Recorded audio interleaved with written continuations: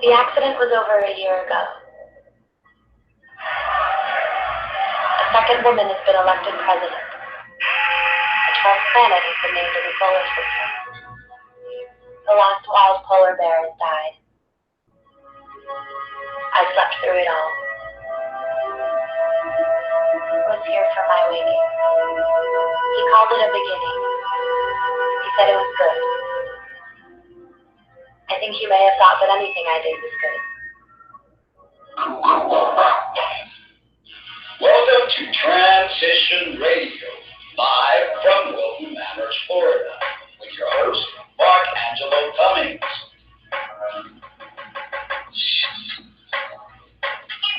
A show for trans folks, by trans folks, here to let your voice be heard.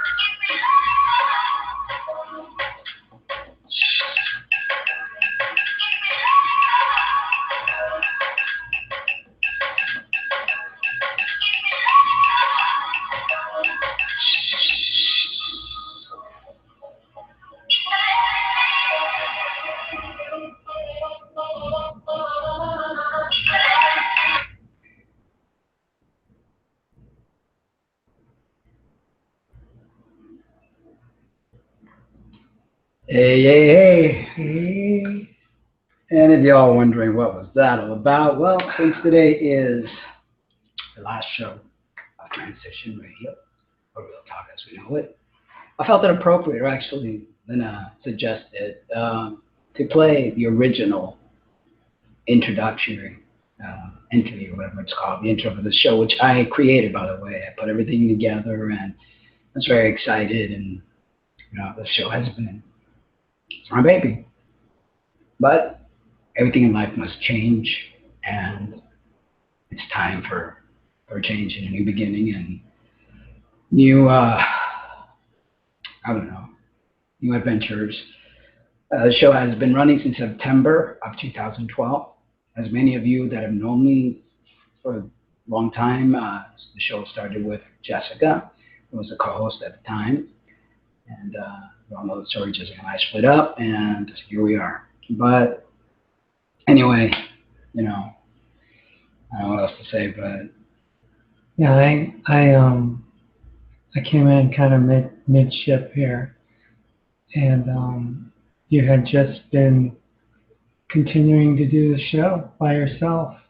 Yeah. And at times I'm sure that it was a very therapeutic thing to do from the RV, especially after you broke up with Jessica for the last time, and you didn't know exactly what was around the corner, but you were just committed to just doing and loving yourself, loving others, like you said during the show. It was since its inception, right?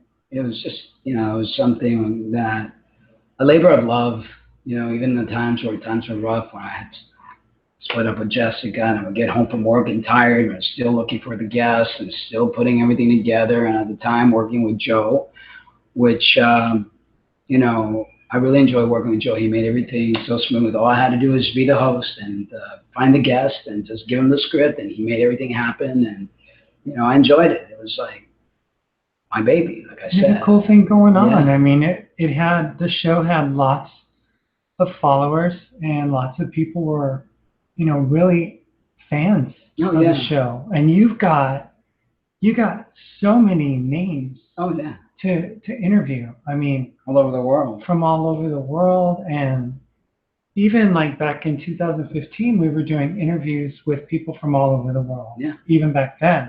Yeah. Well, since we became not so much friends with the trans community, penalized, and all the great things that I did before got just washed under the table. But the feeling is kind of mutual, because even though I have a trans history, I think of the transgender dilemma very differently than when I did when I first started. And I'm not going to judge anybody, but there's a different, as you evolve, the energy changes and how you feel about the trans thing. And right now it's very commercialized, and it's all about harming self. And, it has lost its true essence from when the two-spirited people live their true self in the duality and realizing the gift that it is to be a trans person. And that's pretty much the direction that we want to take ourselves, is in that direction of being two-spirited people in a nomadic type of existence where we just go with wherever the universe carries us and takes us.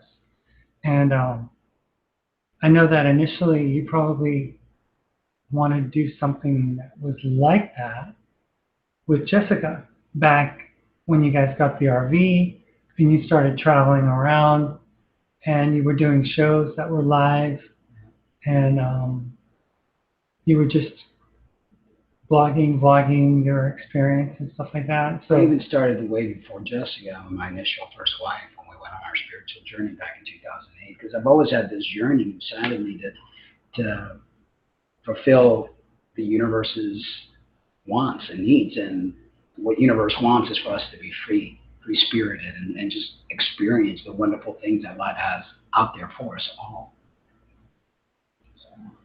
Yeah, it's been a very interesting ride, since coming on board with Transition Radio TV, and I was in the midst of my accident and stuff, and I had my first show was in a neck brace, and it was a much different outlook for us at that time, but the show was always constant, and it will be definitely missed. I was trying to see if I could find the one with the neck brace, but this doesn't have any rhyme or order. No, it doesn't. No. It doesn't go by date?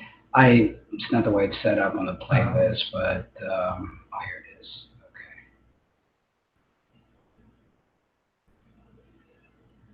Here. I've got to share it.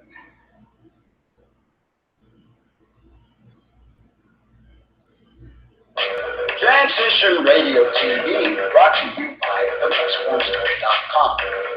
Everything you could possibly need for cross-dressing and transgender needs. Okay, I don't want to give the breast store any free advertisement. Yeah. To this day, still, Yep. still being done. So there was And I my think first that show. many of us, whether we're gay, I think that was one of the first ones that you did with me, or it was the first That one. was the first show. The first show that you did with me in the hotel. Yeah. That's the Drifter. Yeah. And Joe was able to zoom in. And yeah, Joe did a great job, I tell you. But yeah, this was at the Drifter Hotel.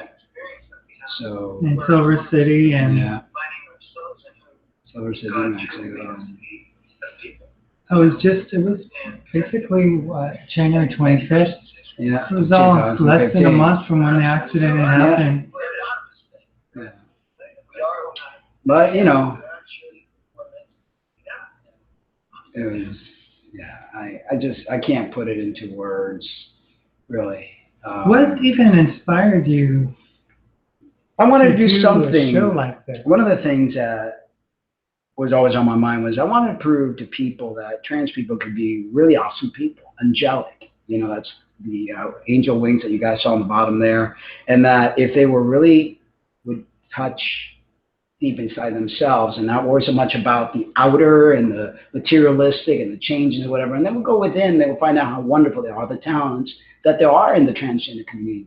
Most of the transgender people have some sort of creative nature, whether they're a comic or they play an instrument, they sing, they're artists or actors and actresses, but they're so caught up in the negative and self-destruction that, all that wonderfulness gets thrown away. And I wanted to bring something out there, to showcase people regarding that. As a matter of fact, one of the first shows that we, at the time, Jessica and I did. I mean, the first two were just her and I. And actually, it was in a little studio apartment. In Hollywood? In Hollywood, yeah. And let's see here. I'm not gonna.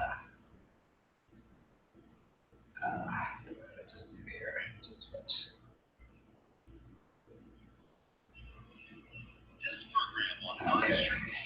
This is when Joe.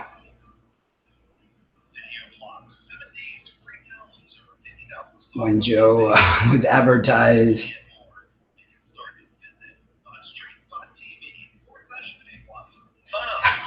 He would advertise all sorts of stuff, yeah. And there, we were in a very small, even probably smaller than, more or less around the size of the studio apartment, but, and, you know, it was pretty scary. And then we had Buck Angel. Buck Angel was our first guest on the show. This was the third. What guy doesn't, right? And we hadn't yet figured out the way to do the camera with the people, so we just had them call in, and you know, we would do the show, and there would be this picture, and but yeah, you know, there's a lot of shows, 4 years worth, of interviews, and just a lot of, you know, it's like a life diary for you. Yeah. Pretty much.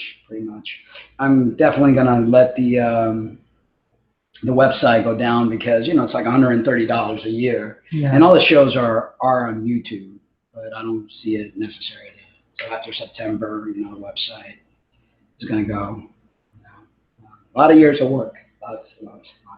So you have like interviews on YouTube, so that nothing is going to... No, just the guest pages, because what I would do with the guest pages is you have the interview, and then you have the history and their pictures, and I would set up all that up. It was a lot of hard work. People don't realize the hard work that has gone in making transition radio. And when I used to find guests, I mean, Joe used to tell me, how do you manage to find these people? You know, I mean, because there were like some really known people that would get on the show and stuff like that. And it's like, you got that person? Isis King, you know, Snobbier, so came on the show. I mean, you name it. It's just like Katrina Adams, just a whole bunch. The comedian guy, Ivy, Harvey, or Ivy, something. Ian Harvey, and just a bunch of Stephen, you know, singers and jazz.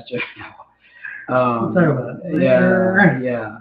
But yeah, it's definitely, but it's time. It's time. I think I've held on to it long enough, and it's time for new things, new adventure. I'm looking forward to the journey. I'm looking forward to rediscovering more about myself, because I believe in life we have little, you know, segments of unveiling and reflecting that we need to do, and this next part of life, the next chapter, is going to be something very amazing. I feel it in my heart. So I'm really looking forward to it. I mean, we've been after getting back from the cruise, we just got back from our cruise back on Saturday and had a great time.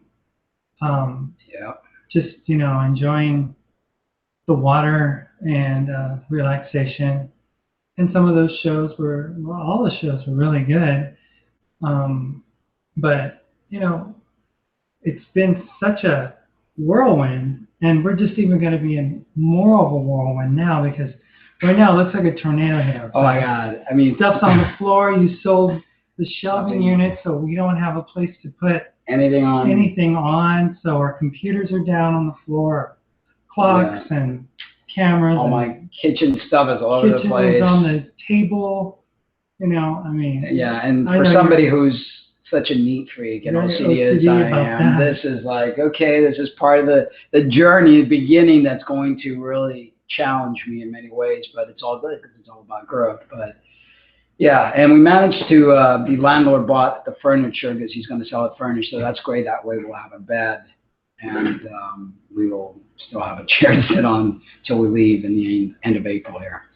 But yeah, let's show them some of the pictures from Wow, someone's that working would be outside good. of our apartment, of course. It's been one of those stressful days today where, since we're selling stuff, people are just coming, calling. Somebody was supposed to pick up our projector, and it was like they were supposed to come at 3 o'clock. And it's already 5:30. 5:30, and I'm like, I'm sorry, you're gonna have to either come after the show. But here's some of we have videos, and if you guys, I could have probably put the link on here as the Cruise 2017 memories, and I could put the link so you guys could take a look. But you know, Leno was just taking videos and pictures. It seems like they'll all be videos now. Some of them are. Those are videos right there. But where are the pictures? The pictures they keep going now. Yeah. Keep going. I did lots of videos. Lots and lots of videos here, and it's on the channel, by the way. Yeah. So you guys will be able to see that. These are all videos. These are all videos. Well, that's all the single videos that we're getting into some of the pictures now. Yeah. Beautiful port there in Fort Lauderdale was probably the prettiest port. Yeah. Of the whole cruise. We didn't even have to go anywhere, and I get the prettiest port. See that picture on the right? It's right here. Gorgeous, beautiful. Barrier Islands there. Yeah. And it rained a little bit when we first, took off. A couple hours into the cruise, but it didn't spoil anything. We kept on cruising and had a great time.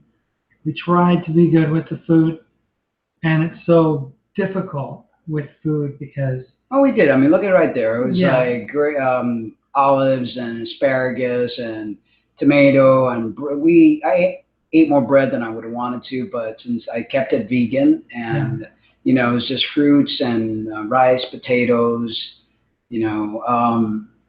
Couldn't help the oils because you don't know what they cook with. But here again, breakfast, oatmeal, fruit, and more fruit. I loaded up in the fruit in the morning, and bread.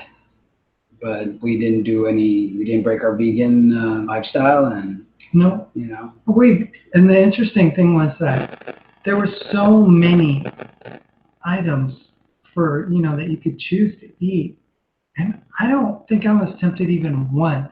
No. To even take a bite of anything that was killed. Or with a face or anything that has to be inhumanely sacrificed. So we kept it vegan, but still ended up packing some of the pounds, although I went away right away because a lot of it was water retention because I don't use any salt. I just use seasonings and herbs and spices and things of that nature. And, so needless to say, on the cruise, the cooks use a lot of salt. As we could tell. Yeah, because we put on like 10, 11 pounds. But, anyway, I'll put these up because I don't want to bore them with it. I'll put the link so they could watch it on their own. But yeah, it was a fun time, but at the same time, it nailed down the fact of what we're doing. It kind of nailed our purpose down because we saw so much excessive, obsessive, gluttony in every way. Not just food, but I mean alcohol, shopping. I mean, everything in the cruise was geared towards getting people out to buy something. Or having a seminar so that when they hit Cozumel and landed there, that people could find the shops easier or something.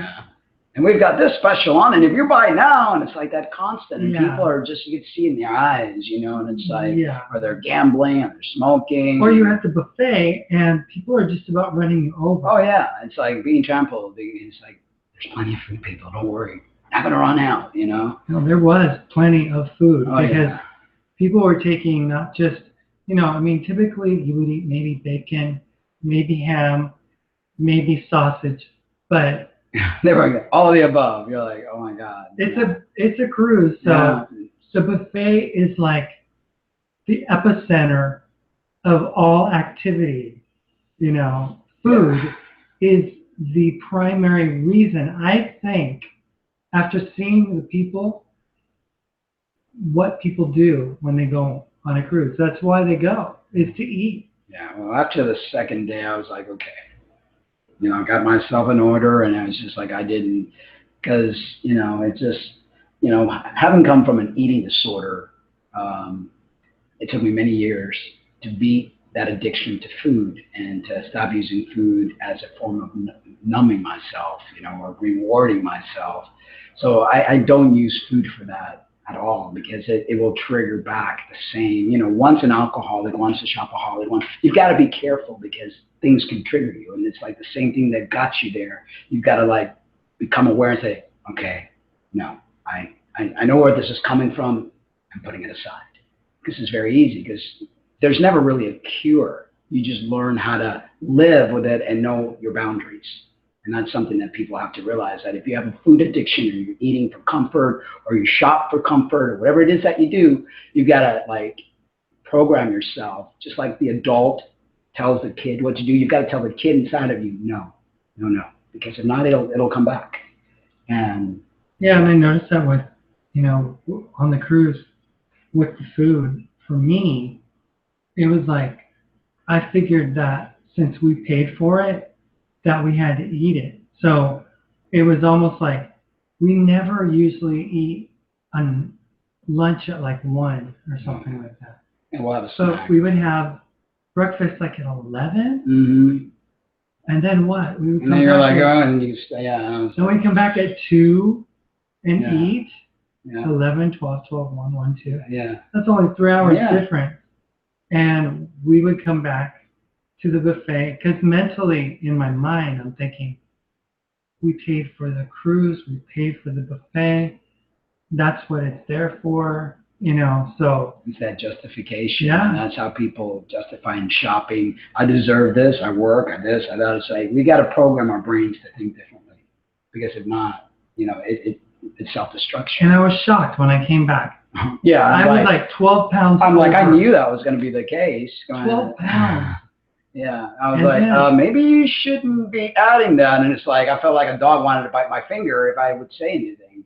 And then, though, it quickly came off, because you have gotten our bodies to the point where our metabolism just fires on all cylinders. And it's like, it was a matter of days, and I was down 10 pounds from what I was, So it's really a wake-up call to understanding why we are going with Gypsy Blue out, away from the matrix, away from the norm of everyday life, and escaping to nature, escaping to wherever the spirit wants us to go, I wonder if they're hearing us okay. Because I'm just, some of the bars.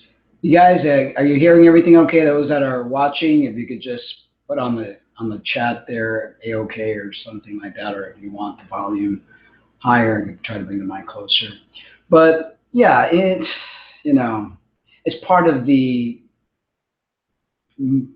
materialistic world that creates. You might want to close the pictures. Yeah, let me close those. And it's a programming that's set from the time we're little kids. You're watching TV and you see the little cereal, and the cereal had a little, toy inside. Who cared about the? I wanted the cereal to get the toy, or any near Christmas time or any type of holiday that started advertising and programming. Mommy, I want this. I deserve this. You're a good boy. You're gonna get. So it's that programming that constantly, And I think it also creates gender issues. Little boys feel left out because their little sisters get this, that, and the other, or, and it's just a whole slew of programming that, until you become aware, awake, and realize and reflect, you're going to be caught in the web of the same thing over and over again. So I highly recommend Spiritual Journeys for all of you that are watching. It takes a lot of guts. A lot of people are saying, you guys are brave. But and I highly don't recommend Royal Caribbean. Yeah, don't. The food wasn't that great. the word vegan to some of them was like, you know, something But not from another even, planet. not even the vegan thing. It's just the whole overall sense. Like when you cruised maybe 10, 15 years ago. Different. It has, I cruised the last time was 2002. It has changed monumentally. My No Frills Carnival cruise back in 1997 was more luxurious than this Royal Caribbean one that I was looking forward to, but it really let me down in every way, other than there were really great shows. We saw a really cool a cappella group called The Edge Effect, and we saw the Grease musical being performed. That was really cool. We heard a really neat, fun comedian named Kiwi Rogers, and you know, we watched the dance show that was their first performance of the cruise and stuff. So they were a little rough, but it was still a great show. And but as far as like being able to, you know, have amenities, and I mean, they used to give you robes, right? Yes, I remember that. I mean, I've had many pictures when I used to cruise with my ex-wife, and we were both in our robes. Everything had all these, they put a little chocolate on your pillow, and you know, they went that extra mile. They don't do that anymore. Even those little cartoonish towel people that they make, you know, I haven't done twice in the whole 5 2 minutes. times. Yeah, I think he recycled the same. I think so. Yeah, yeah, it's crazy, but you know, that's the world we're living in right now. You know, everything's watered down. Customer service doesn't exist anymore. It's all about taking your money and stealing your soul, basically. You know. So we want to escape from that. Yeah. And one of the biggest things that has been a hindrance, I know, in my life, is just that matrix of the transgender issue and how it spins a web around you, and it keeps you constantly chasing your tail. And I wrote a post on my Facebook page the other day, or this morning, talking about when I was a kid, my parents would, my sister and my mom loved to go shopping. So we went to this mall called South Coast Plaza in Southern California, and they had a really cool merry-go-round. And I was told that if I was a good kid, I was going to be able to get on the merry-go-round later. So, you know, back then things were more innocent.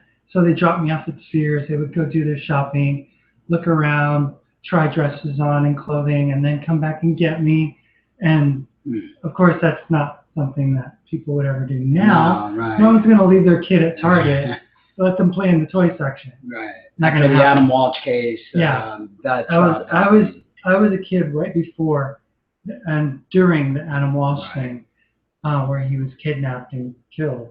But basically, I was being rewarded for being a good boy, for being able to go out there to the merry-go-round, and I would get on and I would pretend and have a great time, pretend I was a cowboy or a medieval knight or something, you know.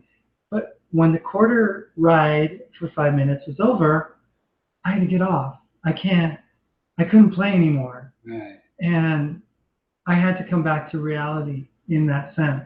And what I ended up doing was, like, sometimes asking my mom for another quarter or asking her for 50 cents so I could ride for 10 minutes. Right.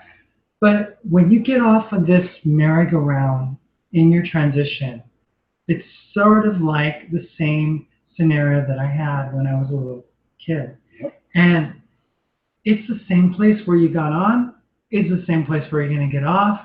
The entrance and the exit are the same location, and there's really nothing that we can do to our bodies to make them into another gender. I mean, we can pretend and want people to see, and, you know, but even those that pass completely like you all get to this point where it's like, you know what?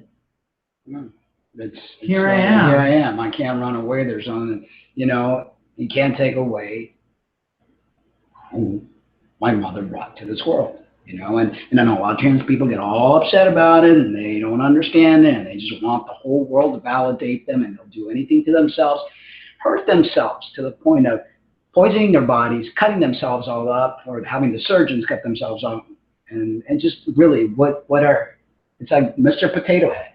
In the end, it's a potato. Yeah. Whether you switch the part, it's a potato, you know.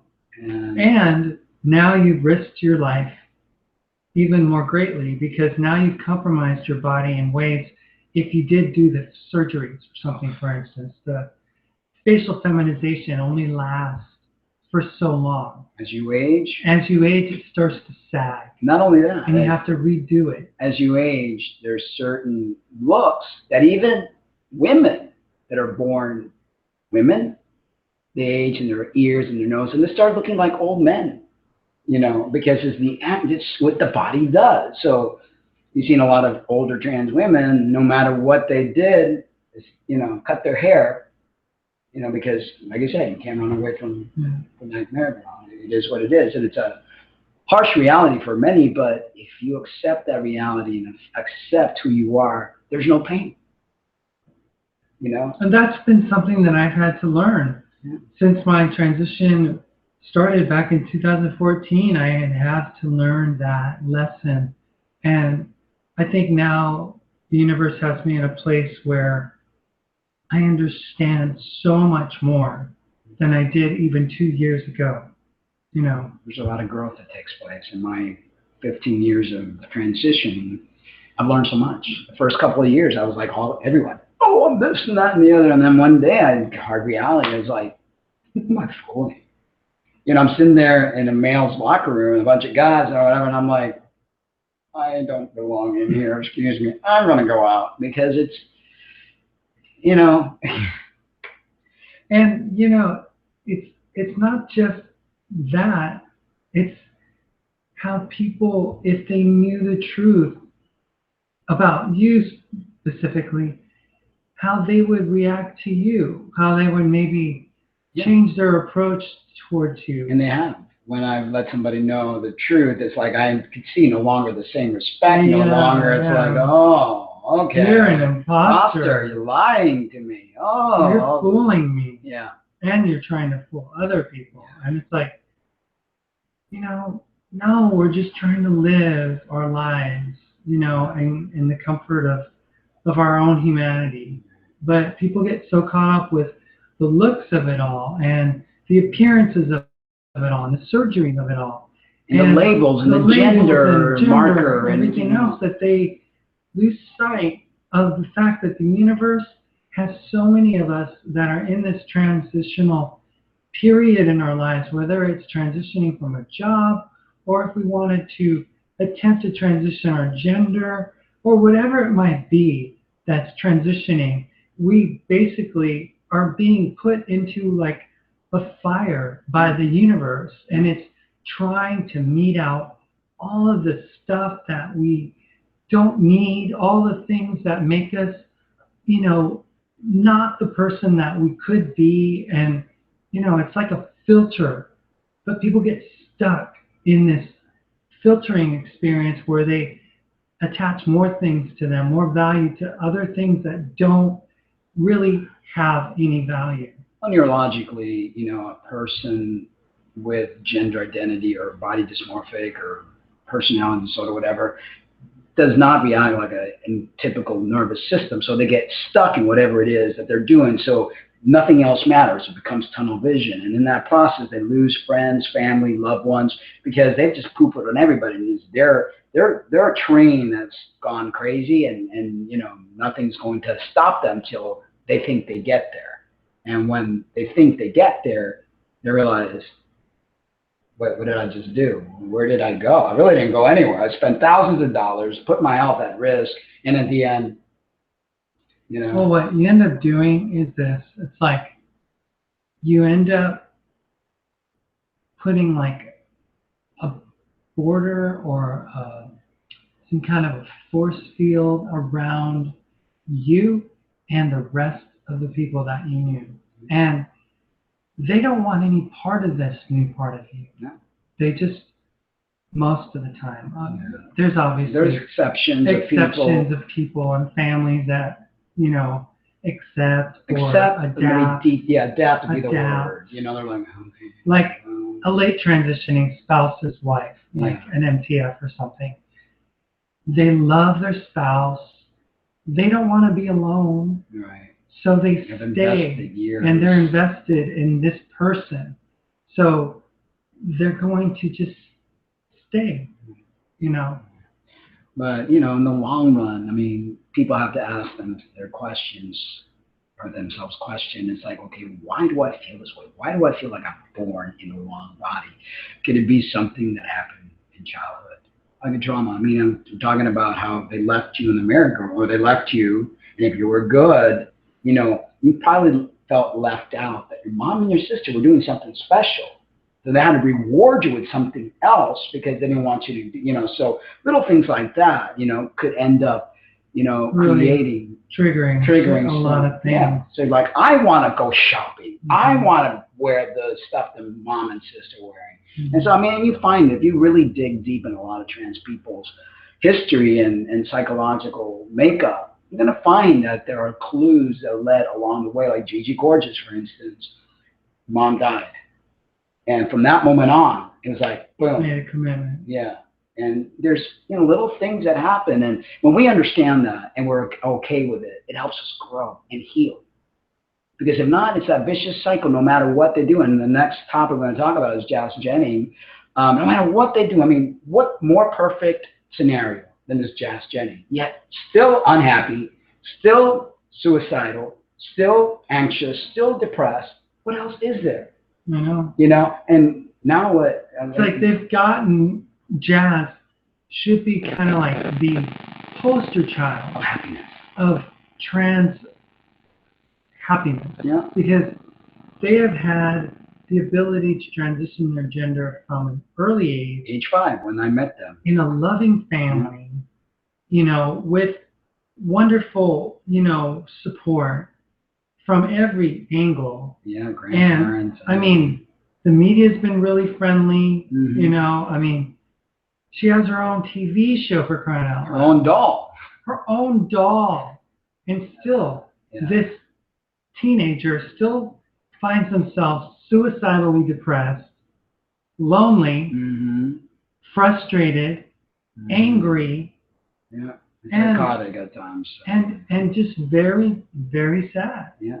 I'm actually going to share a little clip here.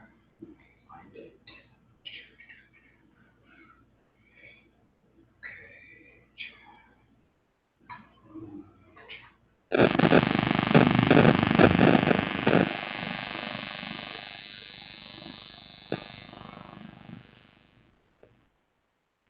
This season on I'm Jazz.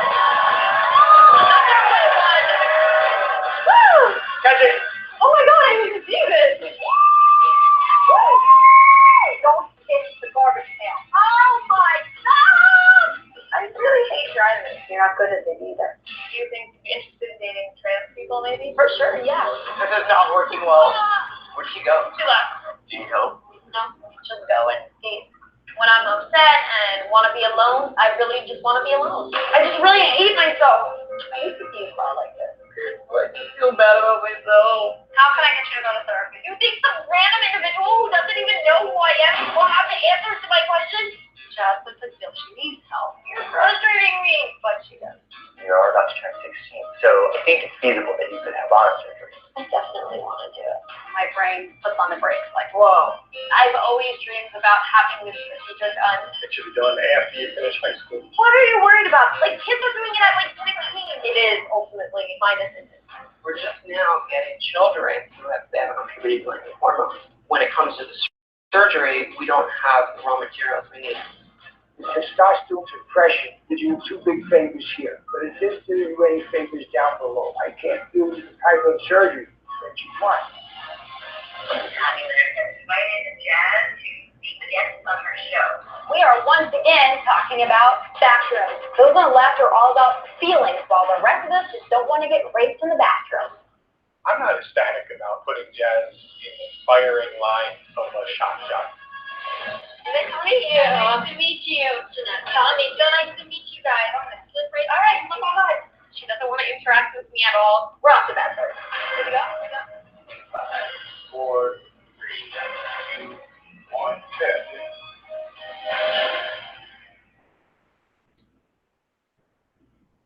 And yeah, I mean, wow. yeah, There's that so much behavior. there. Yeah, there's so much there. I want to start off saying that when I interviewed Jazz on the show 2 years ago, Jeanette was already telling me there was problems when they first started her own bloggers. Bloggers were already giving her depression, that kind of behavior. You're frustrating me. I mean, how do you, blaming another person for how you feel, never taking responsibility for your own. I can't handle this. And I see that in many trans people, that kind of behavior, because it's like the coping skill is nil to none. So there's neurological impairment there that is not being at all addressed. The way she was even throwing herself around, and there's this anger. This attitude of like expecting it done and having these rights that, that usurp the rights of a parent. It's like, oh, I'm old enough, so this is ultimately my decision. Yeah, and who's going to pay for the surgery? The father, because they cater to her. He said, this is something that you could do after high school. Yeah. Everybody's doing it at 16, as if it's like some kind of a fad. Well, that's what has become, though. That people can just, like a new style of clothing that you can wear or something. And then in the boy department always has an issue. And then she gets all frustrated, And she was mean. Oh, totally mean. Mean to that guy. Well, but that's what they do. It's like this personality. A trans kid too. This personality comes out of meanness. It's like this narcissistic, mean personality comes out that it's like, is that the same person? It's like, so you did all of this. You chose to live this life so that you can say, I hate myself? At 16, when you have like, you have like a doll named after you, you have your own show. You have sponsorships from different product lines and things that are using your image and stuff like that. I mean, it's like, wow. So my question is, does transition solve anything? No. It doesn't matter if you're young or old, or if you're old, or if you're middle-aged, or anywhere in between. Yeah. I mean, and I know, the trans people that are watching this are going to, but it's like, look, people, reality is reality. We have to accept the truth. This is not a solution. And I will say it till I'm blue in the face. It absolutely solves nothing. It really doesn't. No. And we're the lucky ones, you and I, because we've been able to find each other. But, it never really ends up that way very many times in life. No, and the problems are you still there. You could have ended up stuck in an RV in Silver City drinking yourself to oblivion. Yeah, because I noticed that too, that a lot of trans people have very addictive personality and end up self-destructing by either taking drugs or drinking themselves oblivious. Every trans woman that I've seen, known, or whatever, has a drinking problem. Most of the trans guys, the same thing. I had a drinking problem. I would drink every day with Jessica and when I broke up with Jessica. My drinking has stopped since being with you because it's like the energy of caring for somebody else is what saved me. When I got out of my me, I am the center of the universe. Because I used to think that, and those of you that watch my channel and it was like this, suave, rico, whatever it was, it was all about me. When I learned that, whoa, the world doesn't just revolve. There's this other person, my God, they're broken. They need help. When I took myself out of myself, that's when my healing began. And that's what most trans people need to learn and realize, that it's not, it's not just about you. It's not about your surgery. It's not about your need. The world doesn't have to jump at your beck and call. I mean, look at Jazz. Well, it's like that mentality from a 16-year-old all the way to a 90-year-old. Anybody that identifies as trans has that mentality. And until they learn to step out of themselves, there is no healing that will ever take place. And the longer that a combination of very dangerous hormones and drugs are taken, the coping skills even become less possible. Yeah, because it totally destroys the possibility of coping. It just messes with your neurological system, which is already compromised from word go.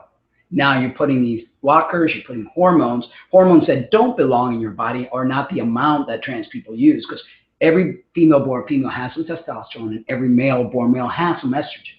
But when you go above the receptors amount in your body, you're looking for trouble. Whether it happens the first year, 2 year, 3 year, 5 year, 10 years down the road, you're looking for trouble. And I never really thought about this, but this article brought this up. And the fact that by stunting puberty, by taking these puberty suppressing agents and stuff, they're actually stunting their ability to develop. You know, so here we have a person who wants to have a vaginoplasty, but the doctor's saying we don't have enough raw material. You know, here in the United States, they do a different surgery than they do in Europe and in Thailand and the Middle East or in Asia. And the stuff that they're doing overseas is, you know, different. They use grafts and things that are very experimental and things that are very dangerous that they don't do here in the United States of America for obvious reasons. I mean, you know, you don't go pulling intestines off of someone to graft it on to their or to create a depth through the intestine. So now they're cutting into your intestine, creating that cavity through the intestines, which the side effects are because they're having to cut through your stomach. Now they have this bulging stomach. They smell like feces, where it's supposed to be a vagina. It's your ass. You know, people are saying that no one wants to go down there to give oral sex. It smells. It gets bacteria. It gets infections. I mean, even the inversion, which is the frontal way of doing it, it's still very complicated. And a lot of infections are created, a lot of the complications. And the dangers are that doctors are cashing in. They don't get the training. They just like go on a whim, open up a clinic, and they say, oh, we do it too. And it's like, no, they do experiments. Even Dr. Reed, okay, who is in part of this whole thing here, learned from a doctor in somewhere out of the United States. And the guy came over, taught him a few procedures because he was a urologist. That's what Dr. Reed is, a urologist. He's not some SRS surgeon. He became an SRS surgeon as he learned from these other guys that came and taught. Survivor, he was in Trinidad, Colorado, doing these surgeries, and he didn't know either. It's like experimenting on people. I interviewed him before on documentaries that I've done, and his office has a bulletproof, you know how a normal office has, the lady opens up, hi, can I help you sign in? They have a bulletproof, and you can't, I mean, it's like a little thing like this, so you can put your paperwork and sign. It's like, when I want to interview him, I'm like, Fort Knox. Well, they bombed a clinic up in Montreal, you know, Dr. I forget his name, Broussard, and the colleague there that works there. And the people have to sign, the patients have to sign a waiver, waiving any responsibility of the hospital, of the doctor, of anything, and they cannot even speak about anything negative that would happen for fear of a lawsuit that they could be subjected to. And some trans women, disgruntled trans women, blew up part of the clinic last year. Yeah, that's why Dr. Reed's office had to do whatever, because stop, you just paid a ton of money and you're not right down there. And you've got all these complications. It doesn't work. You can't change one genital into another. Sorry, it does not work. It's just... Now, I did hear from some trans women yesterday that were defending what, you know, with what they wanted to agree with, that in the future, stem cells and all this stuff that science and the medical community could come up with to create a natural vagina inside and using stem cells.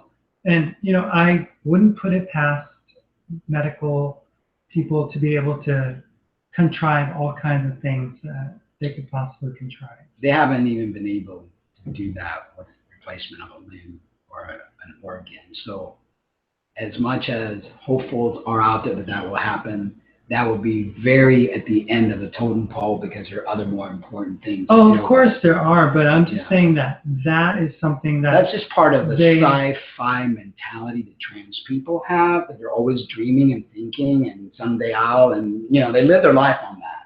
But the thing is that even if, even if they were able to get that type of innovative procedure done that would mimic, you cannot change the way the brain is wired.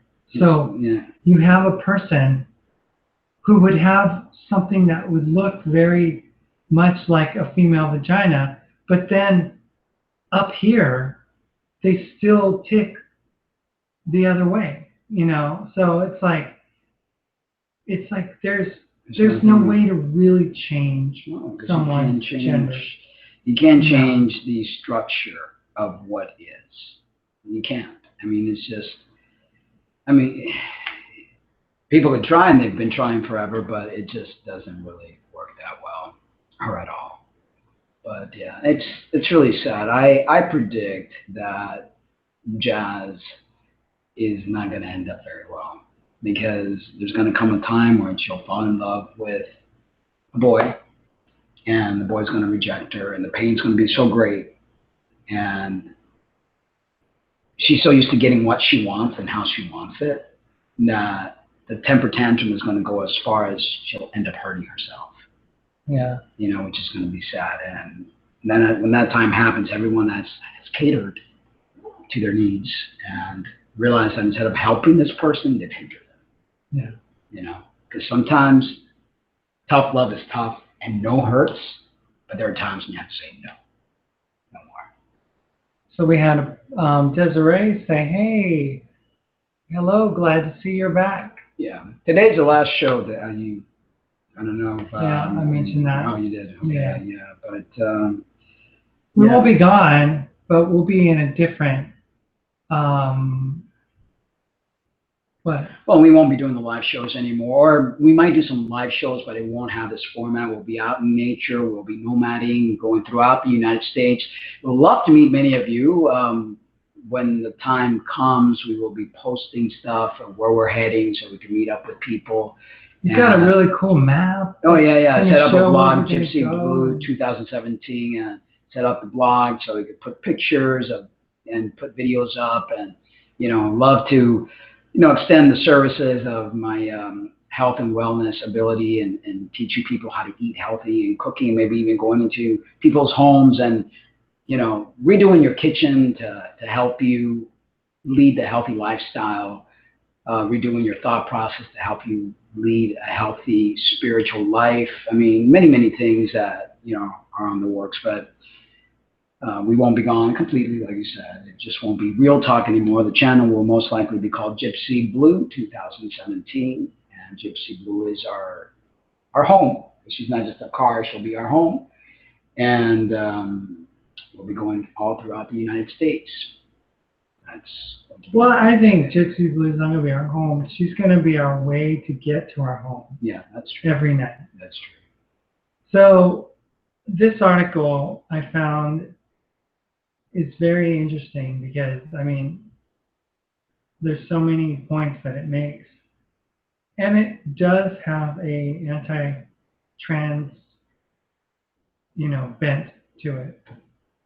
Because it comes from Fourth Wave Now, the mother of a would have been trans teen, female to male, but she stopped doing that, right? Yeah.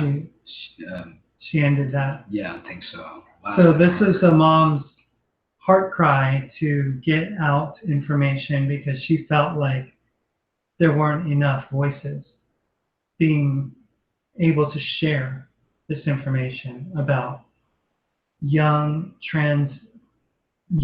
gender questioning kids being herded into the transgender train.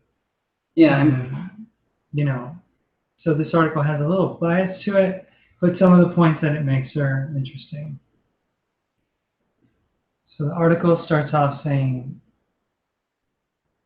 the money is flowing to suck people in, vaginoplasty, and the case of Jazz Jennings.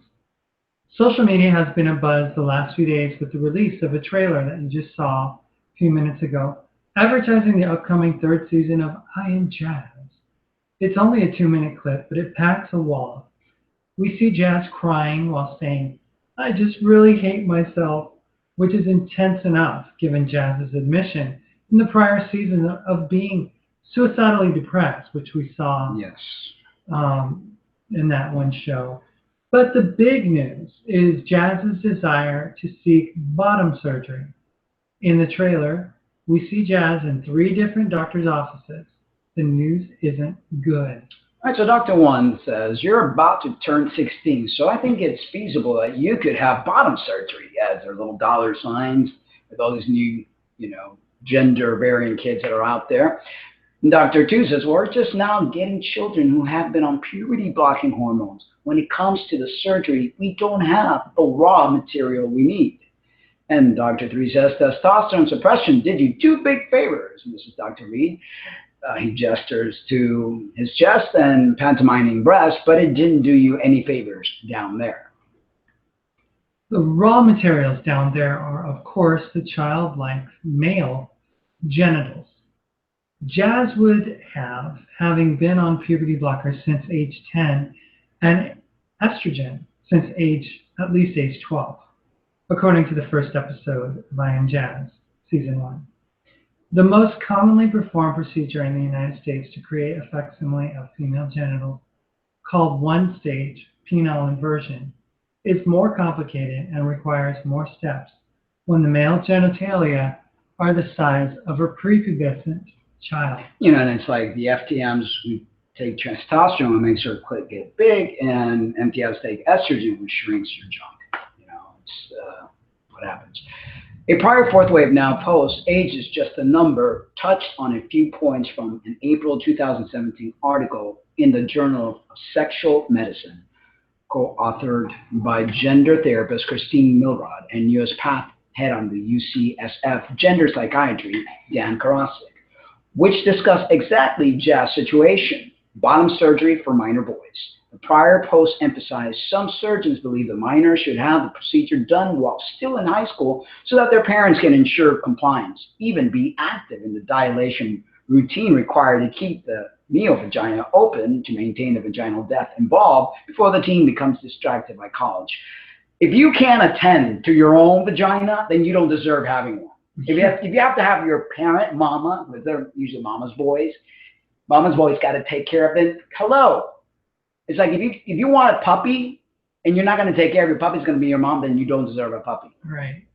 It's unbelievable that this is even a conversation, because they say that these doctors are like, oh, well, we're not the professionals. We're just the medical professionals here. We're not the psychiatric professionals.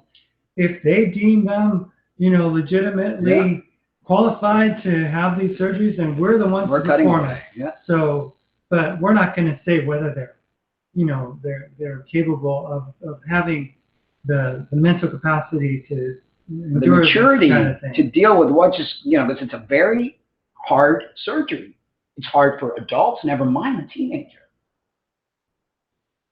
But there is much more to say about not only the surgeons who operate on minors, but also those who recommend SRS for puberty-blocked preadolescents.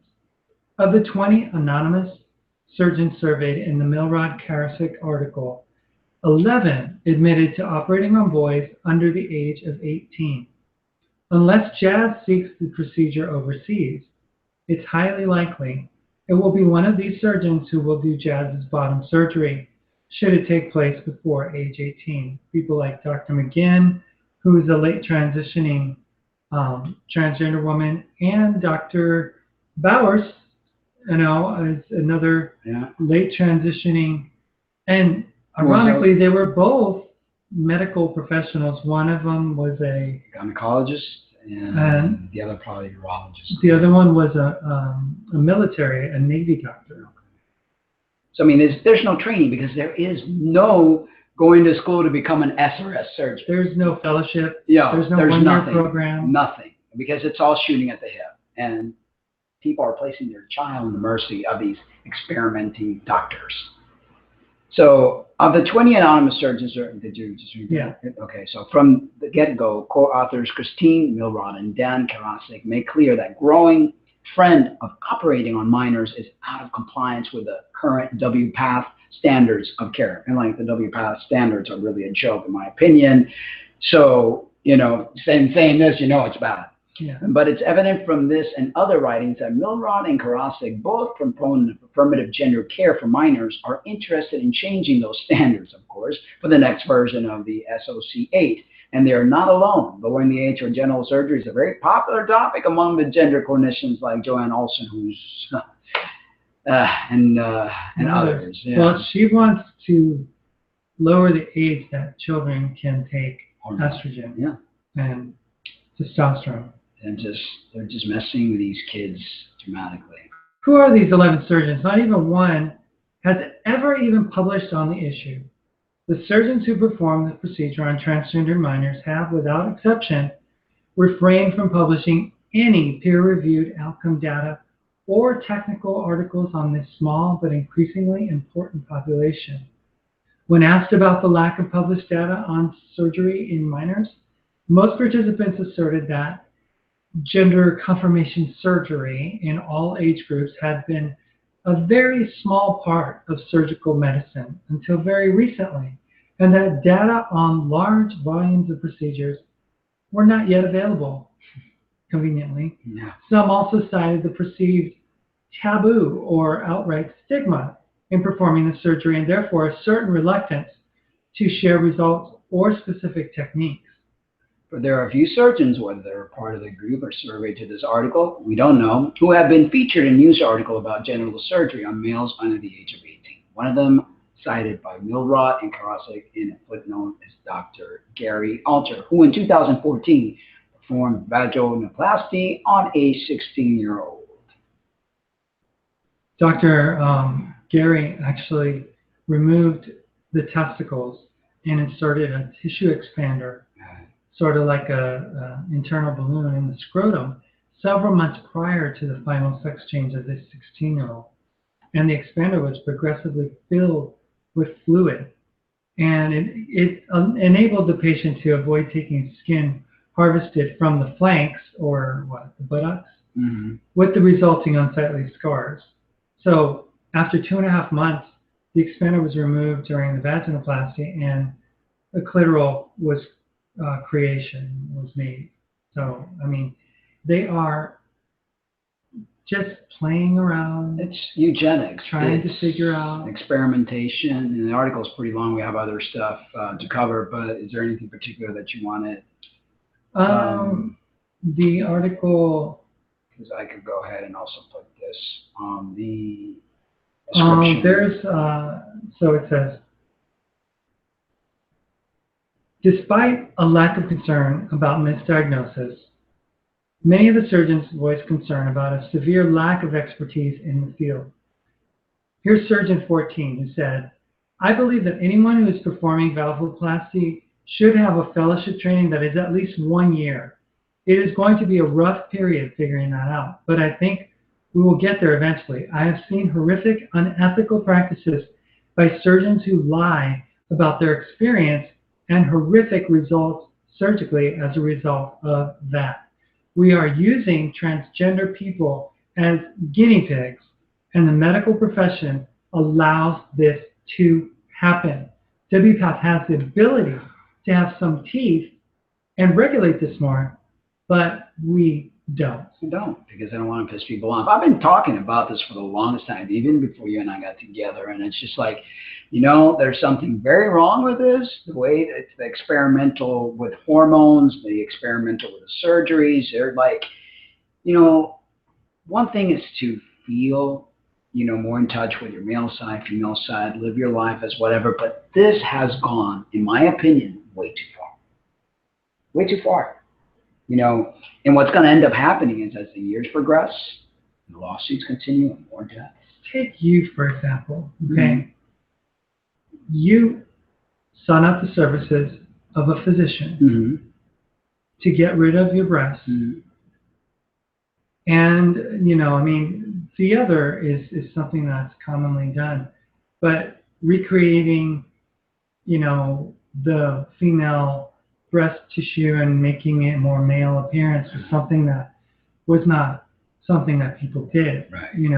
The bottom stuff, obviously, women that go through, all the changes as they age and stuff, tubes tied and things taken out. That's common, yet also dangerous. At a younger age, unless you have tumors or things of that nature. But you have no nipple, there, like you used to have. They did a nipple graft, but I don't have pleasure, sensation. It's still painful, even after 15 years. And that is why. That is because the doctor that did your surgery. I was his first.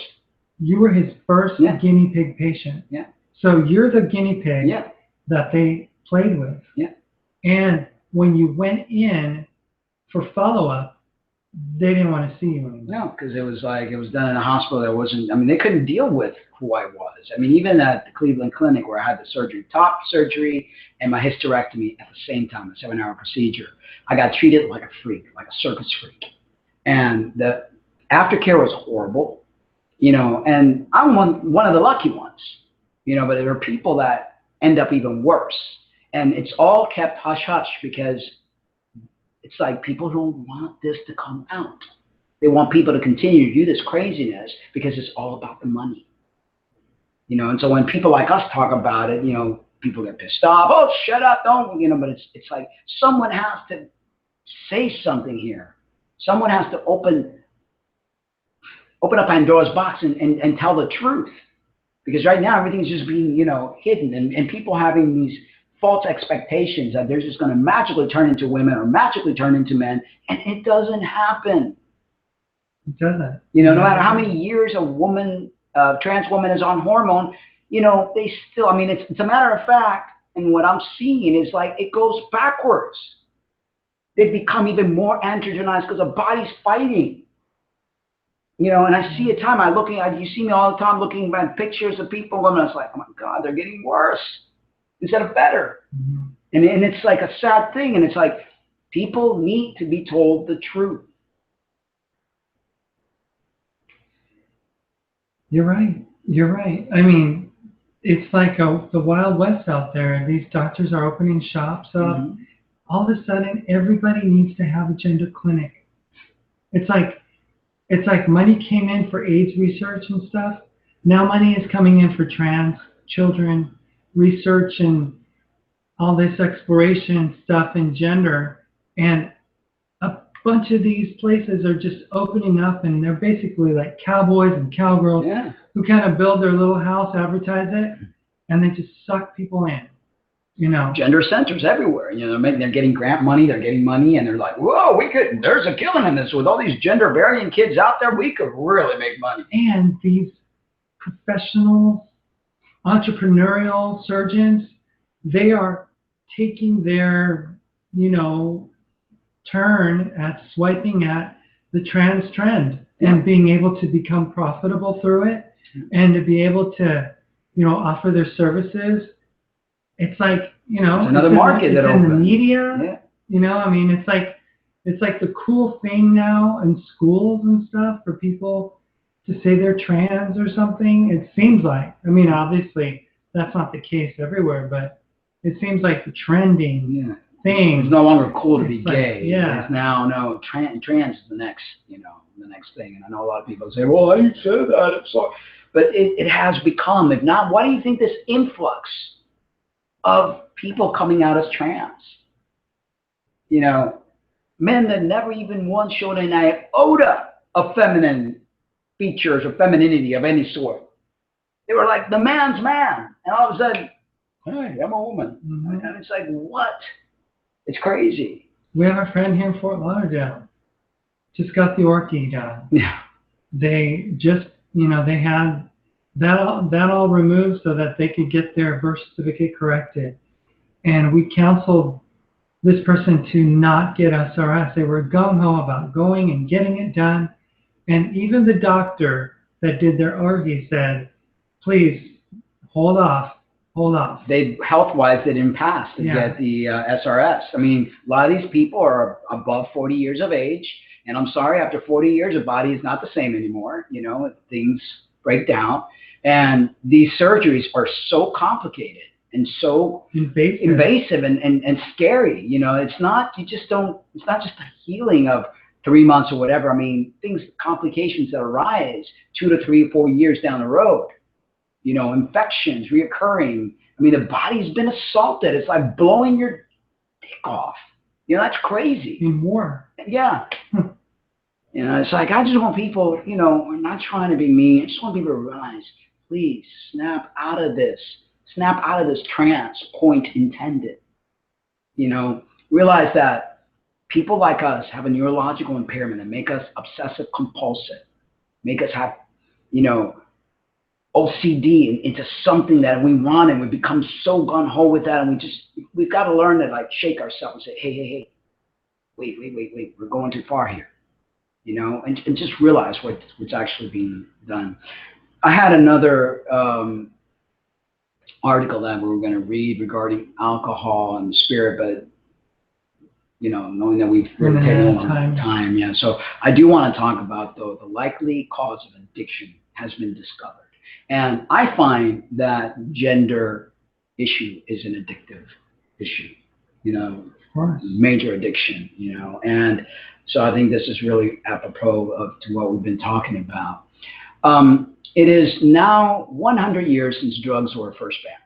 And all through this long century of waging war on drugs, we have been told a story about addiction by our teachers and by our governments. This story is so deeply ingrained in our minds that we take it for granted. It seems obvious. It seems manifestly true until I set off 3.5 years ago on a 30,000-mile journey to my new book, Chasing the Scream, the first and last days of the war on drugs, to figure out what is really driving the drug war. I believe it too. But what I learned on the road is that almost everything we have been told about addiction is wrong, and there is a very different story waiting for us if only we are ready to hear it. Thank you. If we truly absorb this new story, we will have to change a lot more than the drug war. We will have to change ourselves. I learned it from an extraordinary mixture of people I met on my travels. From the surviving friends of Billie Holiday, who helped me to learn how the founder of the war on drugs stalked and helped to kill her. From a Jewish doctor who was smuggled out of the Budapest ghetto as a baby, only to unlock the secrets of addiction as a grown man.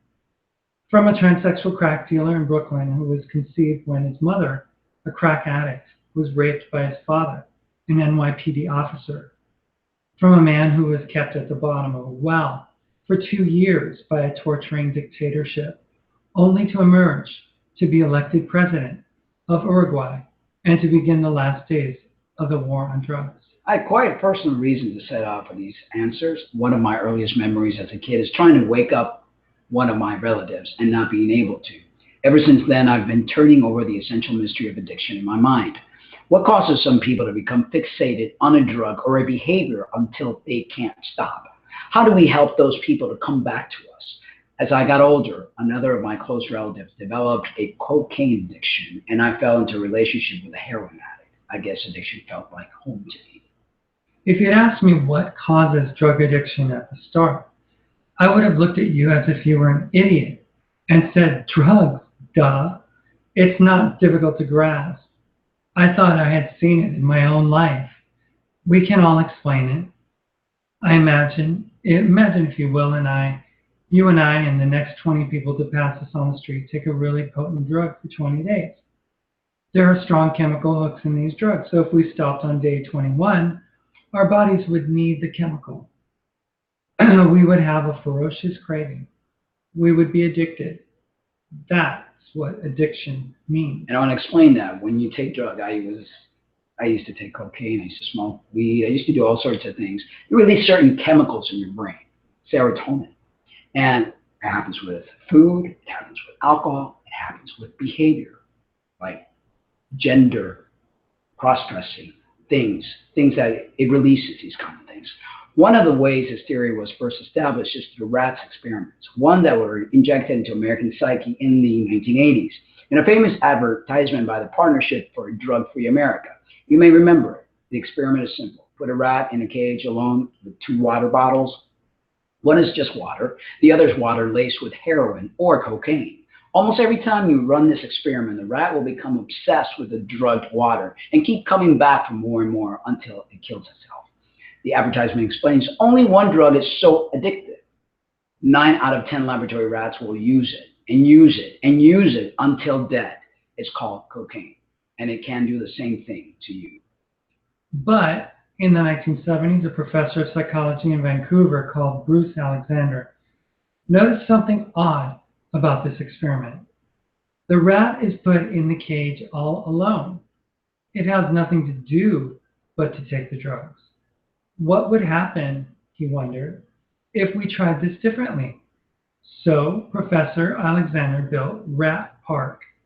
It is a lush cage where the rats would have colored balls and the best rat food and tunnels to scamper down and plenty of friends, everything a rat about town could want. What Alexander wanted to know will happen then? In Rat Park, all the rats obviously tried both water bottles because they didn't know what was in them. They had no clue. But what happened next was startling. The rats with good lives didn't like the drugged water. They mostly shunned it, consuming less than a quarter of the drugs the isolated rats used. None of them died, while the rats who were alone and unhappy became heavy users. None of the rats who had a happy environment did. At first I thought this was merely a quirk of rats until I discovered that there was, at the same time as the Rat Park experiment, a helpful human equivalent taking place. It was called the Vietnam War.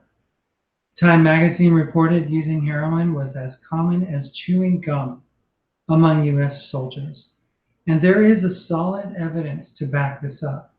Some 20% of U.S. soldiers had become addicted to heroin there, according to a study published in the Archives of General Psychiatry. Many people were understandably terrified. They believed a huge number of addicts were about to head home when the war ended. But in fact, some 95% of the addictive soldiers, according to the same study, simply stopped. Very few had rehab. They shifted from a terrifying cage back to a pleasant one, so didn't want the drug anymore. And I was an ex-crack addict, and I stopped on my own without rehab, just by moving from the United States to England and having a different life. And I stopped cold turkey, no rehab. So I believe very much what we're saying here. Professor Alexander argues this discovery is a profound challenge both to the right-wing view that the addiction is a moral failing caused by too much hedonistic partying, and the liberal views that addiction is a disease taking place in a chemically hijacked brain. In fact, he argues addiction is an adaptation. It's not you, it's your cage. It's not you, it's your cage. It's the environment. It's the upbringing. It's the situation. You know, it's the thinking, I'm not good enough. So we create these addictions. Jazz's mom telling her, you can't drive. I hate driving, and you suck at it too. Yeah. Parents that belittle us from the time we're little. That drill make us into the ground. Yeah, and then we find addictions, whether it's shopping, cross-dressing, doing whatever it is, drugs, cocaine, crack, you name it, to make ourselves feel good. After the first phase of Rat Park, Yeah, after the first phase of Rat Park. That was it? Yeah. Professor Alexander then took his test further. He reran the early experiments, where the rats were left alone and became compulsive users of the drug. He let them use for 57 days. If anything can hook you, it's that. Then he took them out of isolation and placed them in Rat Park.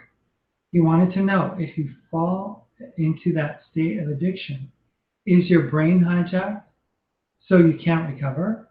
Do the drugs take you over? What happened is, again, striking. The rats seemed to have a few twitches of withdrawal, but they soon stopped their heavy use and went back to having a normal life. The good cage saved them. You know, the good cage, the good environment. We have been under assault, not only by our family and our upbringing, by the system itself. And what we need is a good cage so that we stop these ill behaviors that we are doing, because they're adapted ill behaviors. Because whoever tells me this is normal, what we do, fucking crazy, because it's not.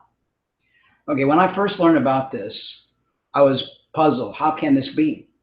This new theory is such a radical assault on what we have been told that it's felt like it could not be true. But the more scientists I interview and the more I looked at their studies, the more I discover things that don't seem to make sense, unless you take account of this new approach.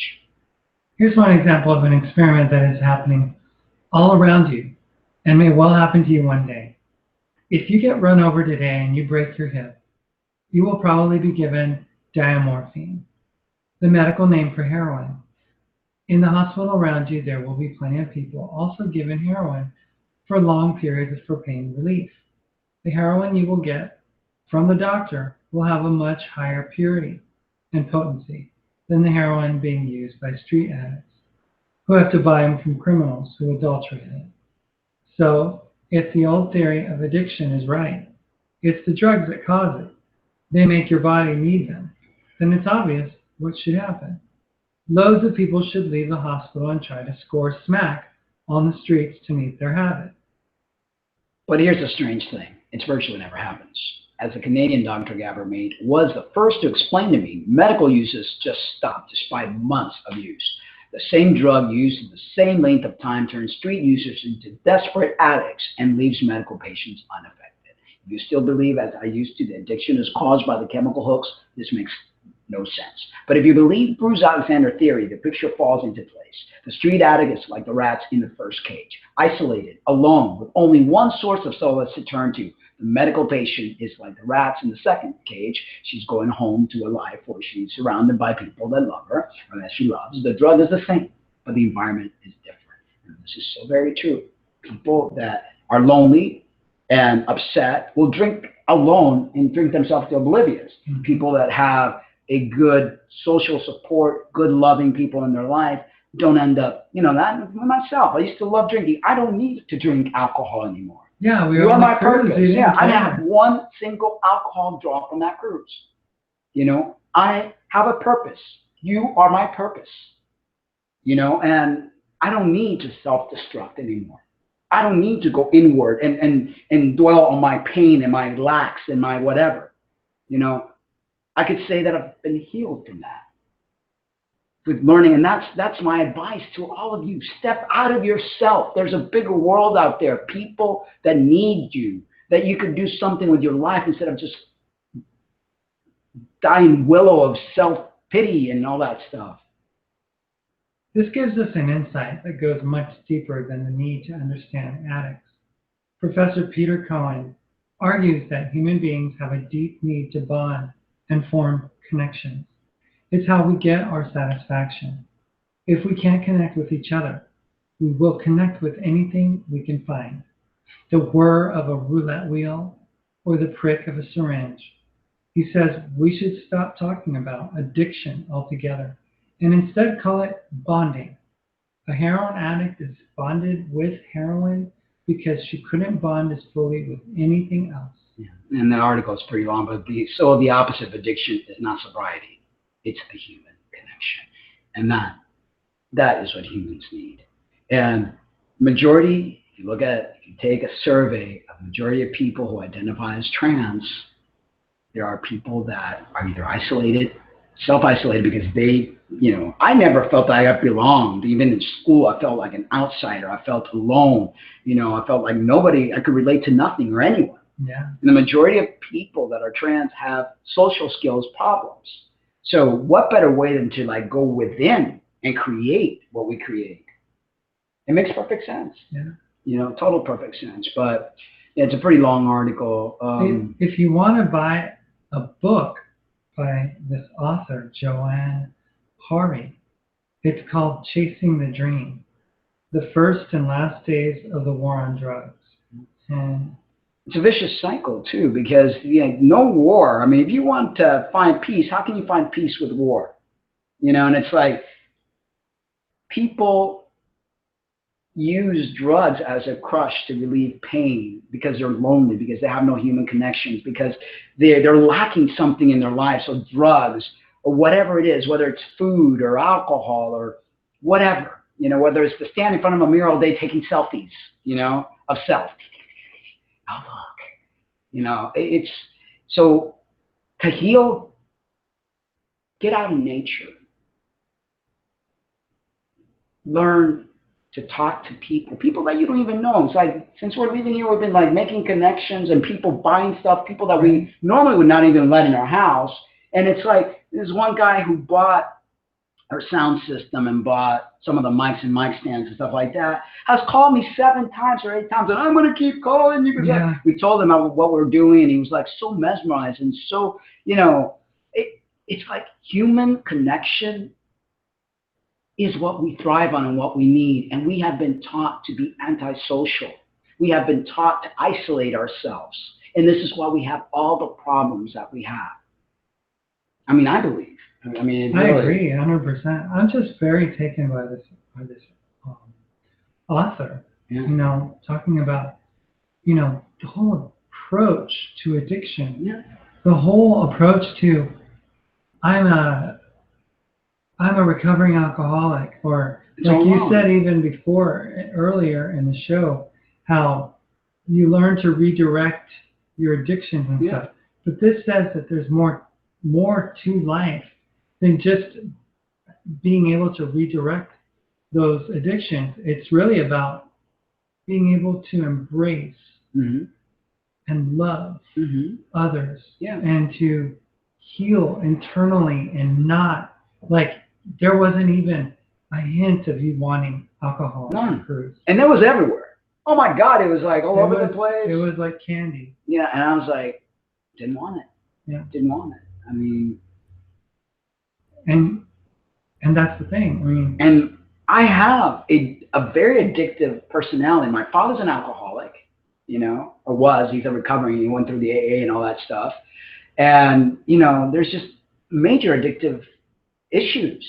But the key and the secret is that when you make meaningful connections and you step out of yourself, and it's a beautiful thing, because you heal.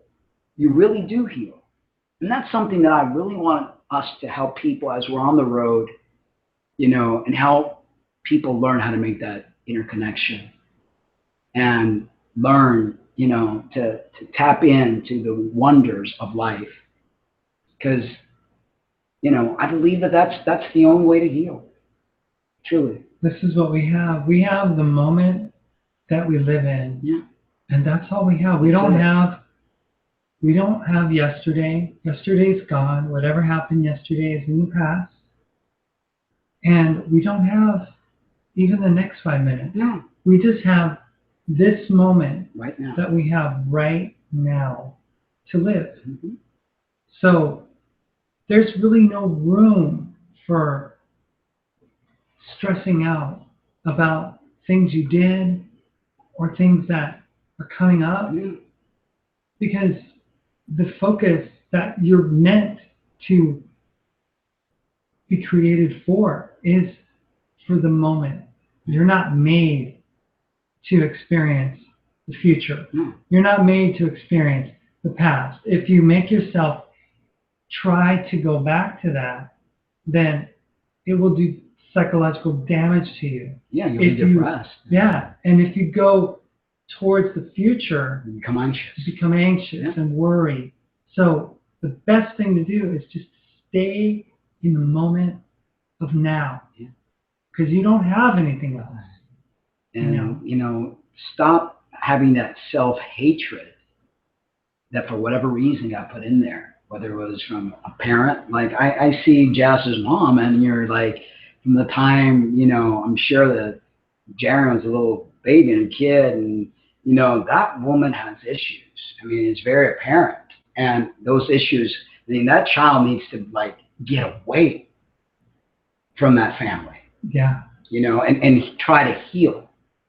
You know, and it's not about gender. Gender is just a side effect. You know, it's not, gender doesn't solve all the problems. How many people have had SRS and they still have the problems? And not even worse, because now it's added on to it. You know, I think that this rise in the gender problem that we see in westernized countries in the world today is really a product of the Industrial Revolution. Yeah. It's really not, it wasn't an issue to the native populations in the past. I mean, they blended in, they lived their lives, they had a role to perform in society, and they were accepted as the people that they were. They didn't have all these hormonal treatments. They just no surgery. lived their lives and they did their thing. Yeah. And people respected them. In this day and age, we're so caught up with the obsessive, narcissistic, plea for like selfish obsession, that we have. And it's not meant for us. It's destroying humanity.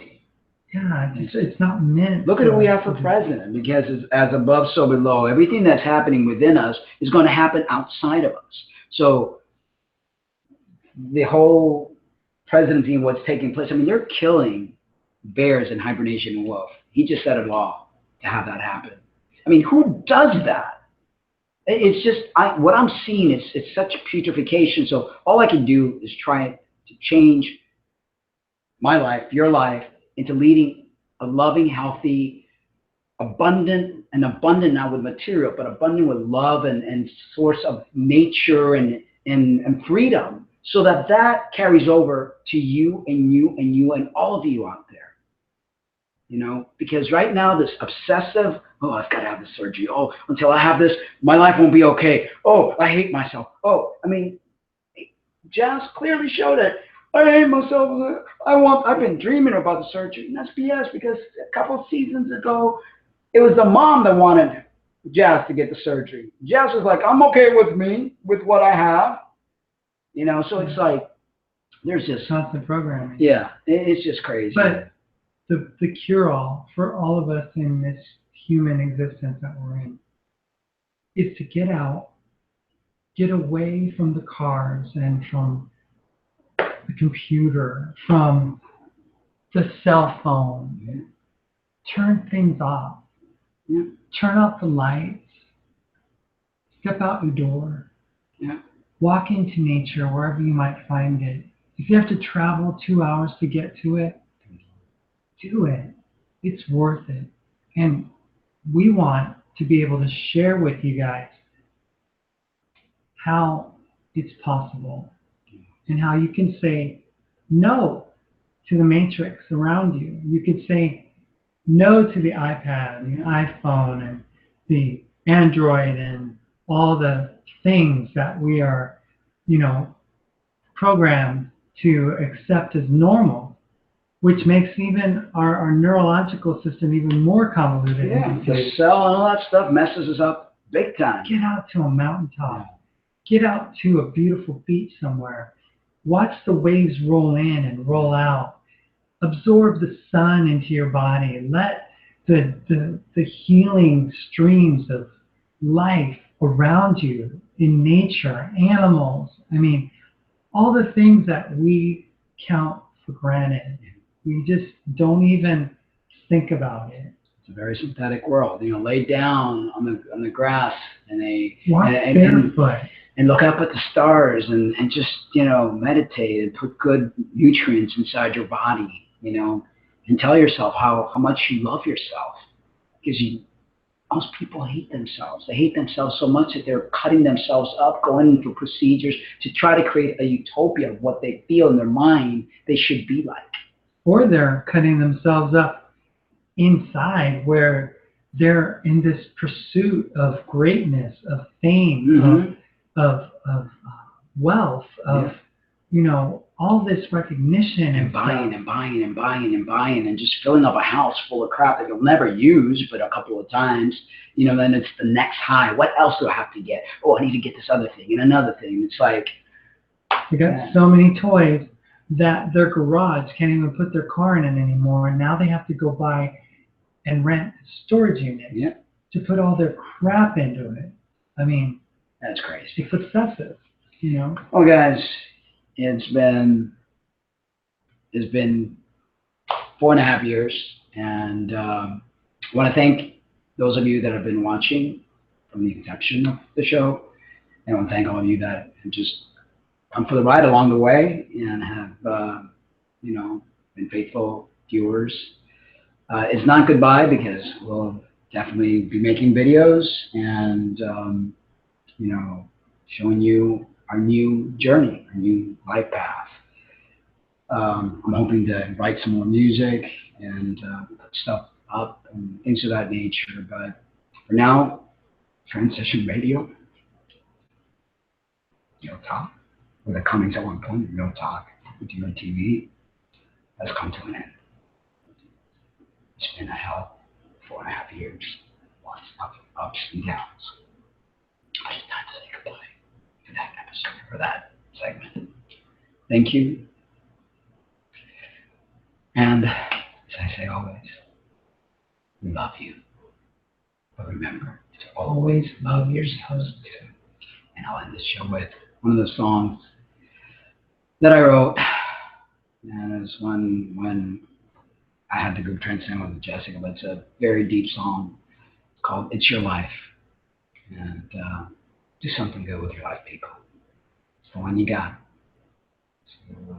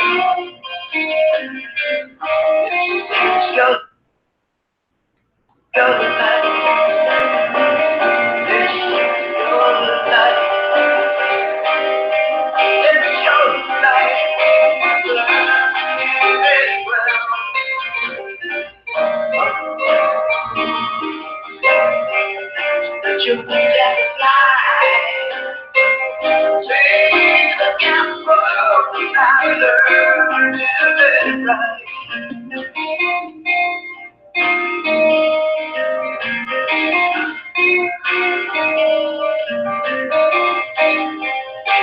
Show you light.